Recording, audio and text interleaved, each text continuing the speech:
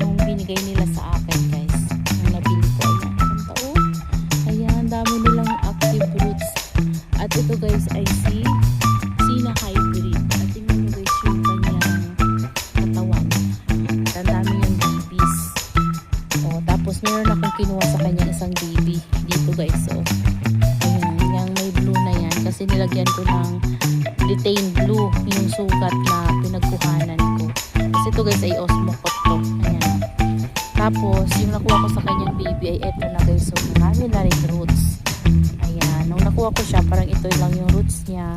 Tapos ngayon, nagkaroon na siya ng mga fruits na bago. Tapos this one, dito, tapos ito. Ayan, meron na mga new roots. So, ito, ang kapal-kapal ng kanyang mga babies.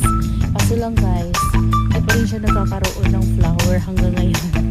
At wala pa talaga siyang binulaklakan. Ayan. So, ito, tingnan nyo, ang taba-taba ng kanyang roots. Ayan o, super healthy talaga. Tapos dito may tumubo na naman. So, siguro pwede ito itapkat. Kaso lang, ayaw ko siyang itapkat kasi gusto kong makita yung flower niya. Super healthy na Stroptic Banda na